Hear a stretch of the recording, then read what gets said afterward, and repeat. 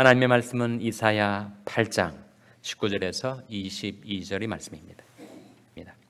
혹이 너에게 구하기를 지절거리며 속살거리는 신접한 자와 마술사에게 물으라 하거든 백성이 자기 하나님께 구할 것이 아니냐 산자를 위하여 죽은 자에게 구하겠느냐 하라. 마땅히 율법과 증거의 말씀을 좇을지니 그들이 말하는 바가 이 말씀에 맞지 아니하면 그들이 정령이 아침 빛을 보지 못하고 이 땅으로 헤매며 곤고하며 주릴 것이라. 그 주릴 때 번조하여 자기 왕 자기 하나님을 저주할 것이며 위를 쳐다보거나 땅을 굽어 보아도 환난과 흑암과 고통의 흑암뿐이리니 그들이 심한 흑암 중으로 쫓겨 들어가리라. 아멘. 할렐루야. 저에게 평강의 복을 기원하는 마음으로 샬롬 인사 나누시기 바랍니다. 샬롬. 샬롬. 목요 새벽 기도에 잘 나오셨습니다. 지난 토요일 김대호 집사님 모친 이영구 성도님이 향년 79세로 소천하셨습니다. 오늘 저녁 7시에 그 장례식이 우리 샬롬 본당에서 있게 되겠습니다. 유족들을 위해서 기도해 주시기 바랍니다. 오늘 본 말씀 이사야 8장 19절 말씀을 다시 한번 같이 읽겠습니다. 19절 말씀 시작. 혹이 너에게 구하기를 지절거리며 속살거리는 신접한 자와 마술사에게 물으라 하거든 백성이 자기 하나님께 구할 것이 아니냐 산자를 위하여 죽은 자에게 구하겠느냐 하라. 사람들이 너무 자기 삶의 처지, 형편이 답답하고 괴로우면 뭔가 좀 신비한 영에게 묻고자 하는 호기심, 욕망이 생기는가 봅니다.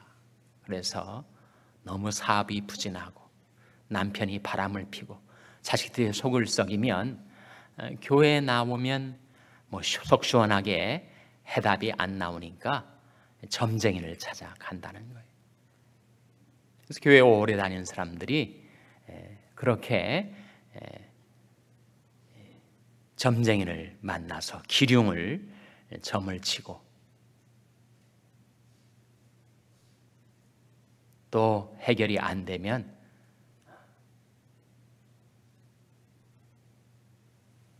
부적을 붙이고 구슬하고 그런 신앙의 타락 현상을 보이게 된다는 겁니다. 오늘날만 그러한가? 이사야 시대에도 그랬다는 거예요.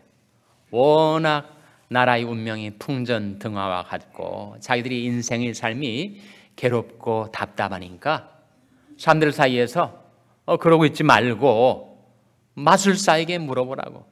신접한 자, 용하게 점을 치는 악령의 세계와 통하는 사람들에게 좀 물어보라고 그렇게 서로 이야기를 했다는 겁니다.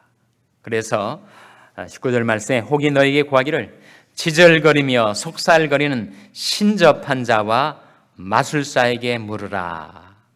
그렇게 백성들이 어둠 속에서 신앙이 타락하고 변질한 상태로 그런 일들이 일어나게 되었다는 것입니다.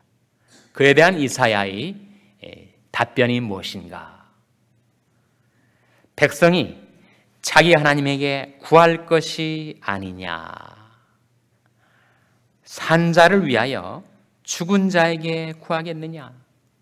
아니 산자의 땅에서 움직여 살고 있는 사람들을 위해서 어떻게 죽은 자에게, 귀신에게, 혼백에게, 악령에게 물으라 할 수가 있겠는가? 또 신접한 자에게 묻는다고 무슨 신통방통한 일이 생기겠는가? 언뜻 정말 해답을 발견한 것 같아도 그거는 사망의 길에 서게 되는 것이 아닌가? 백성들뿐만 아니라 지도자들도 그럴 위험에 있다는 겁니다. 바로 사울왕 케이스를 생각해 보세요. 블레셋과의 전장에서 도무지 승산이 보이지 않고 그리고 자기와 함께하던 사람들이 다 자기를 버리고 떠나게 되자 답답한 마음에 사울 왕이 누구를 찾아갔어요? 신접한 여인을 찾아간 겁니다. 신접한 여인, 악령의 세계와 통하는 여자를 찾아가서 정말 내게 좀 기륭을 알려달라. 내가 전쟁에 나가서 이길 건지 질 건지 좀 보여달라. 너무 답답하니까 사무엘이 혼백을 좀 불러내서 나한테 장래일을 좀 알게 해달라. 나중에 사울왕이 전장에서 죽임을 당합니다. 그리고 사울왕의 패망의 이유를 성경이 말씀하는 가운데 중요한 것 한 가지, 그것은 그가 하나님께 묻지 않고 신접한 여인을 찾아갔다 라고 하는 사실을 성경은 지적하고 있습니다. 백성이 마땅히 하나님께 물어야 할 것이 아닌가. 답답하다고 어떻게 신접한 자나 마술사를 찾아다닐 수가 있겠는가. 산자를 위해서 죽은 자에게 묻는다는 것이 가당치 않은 일이 아닌가 하는 것을 우리에게 깨우쳐주면서, 여러분, 여러 가지 우리들에게는 소리들이 들려오지만, 신접하는 자의 소리도 들려오고 마술사의 소리도 들려오고 또 경건한 하나님이 쓰시는 사람들이 이야기도 들려오고 할 때 도대체 어떻게 분별할 수가 있는가? 그 분별의 기준, 분별의 시금석이 20절에 나타납니다. 20절 말씀 같이 읽겠습니다. 시작. 마땅히 율법과 증거의 말씀을 좇을지니 그들이 말하는 바가 이 말씀에 맞지 아니하면 그들이 정령이 아침 빛을 보지 못하고. 마땅히 무엇을 좇아야 한다고요? 율법과 증거의 말씀을 좇을지니. 하나님께서 우리에게 주신 진리의 기준, 그 모든 소리를 분별할 수 있는 시금석으로서 우리에게 주신 것이 바로 율법과 증거의 말씀이라는 것이죠. 무슨 크리스찬들이 그렇게 신접한 자를 찾아다니겠는가? 그렇지 않을 수는 있겠죠. 그러나 우리 크리스찬들도 세상의 소리, 육신의 소리, 정욕의 소리, 마귀의 소리에 의해서 우리가 혼미해질 수가 있습니다. 그래서 성경에는 두 종류의 지혜를 말씀하고 있어요. 어떤 길은 사람이 보기에 바르지만 필경은 사망의 길이 있다는 겁니다. 그것은 바로 세상적이고 정욕적이고 마귀적인 지혜라고 성경은 말씀하고 있습니다. 반면에 위로부터 난 지혜가 있다는 거예요. 위로부터 난 지혜는 첫째는 성결하고, 다음에 화평하고, 관용하고, 양순하며 긍휼과 선한 열매가 가득하고 편벽과 거짓이 없는 지혜. 그러니까 언뜻 보기에는 똑같은 지혜 같지만 아래서 난 지혜가 있고 위에서 난 지혜가 있다는 거예요.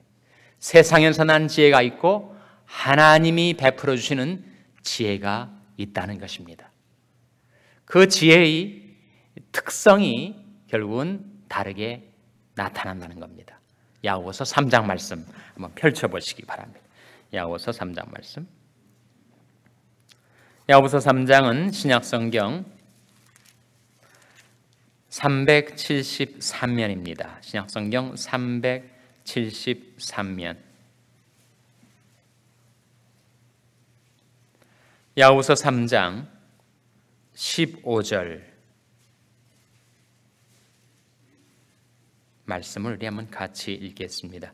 신약성경 373면 야고보서 3장 15절 말씀 같이 읽겠습니다. 시작. 이러한 지혜는 위로부터 내려온 것이 아니요 세상적이요 정욕적이요 마귀적이니. 위로부터 내려온 지혜가 아니고 아래로부터 생겨난 지혜의 특징 세 가지. 세상적이요, 정욕적이요, 마귀적이라는 겁니다.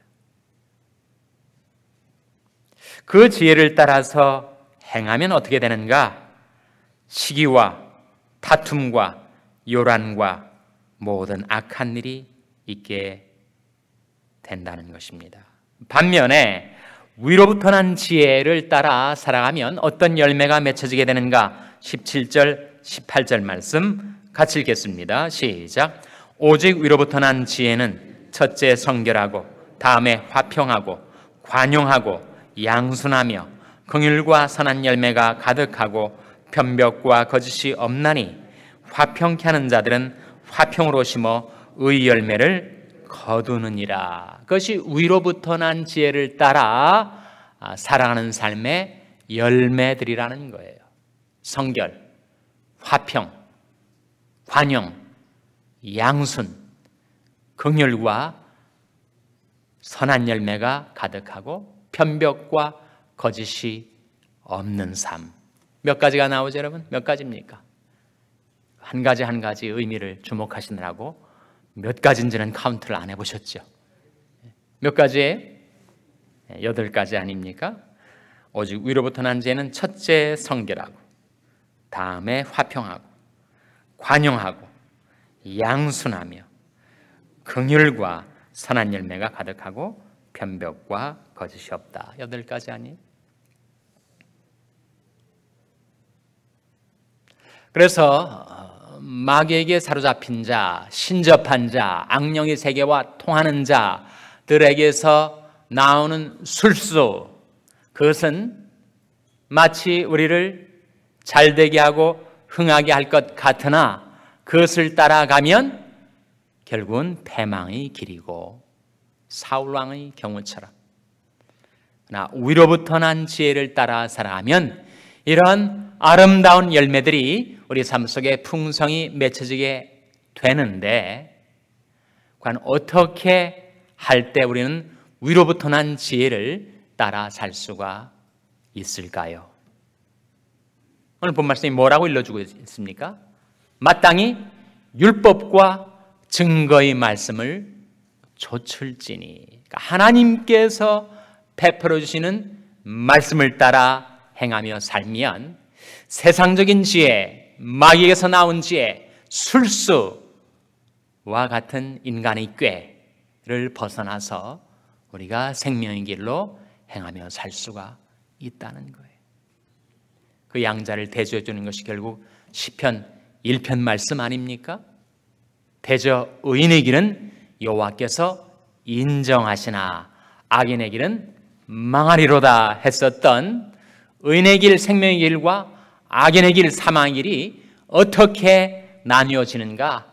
어떻게 우리가 그것을 분별할 수가 있는가? 그것이 하나님의 말씀에서 나오는 것인가? 아니면 인간의 깨와 죄인의 길과 악인의 자리에서 나온 것인가? 그걸로 식별할 수가 있다는 거죠.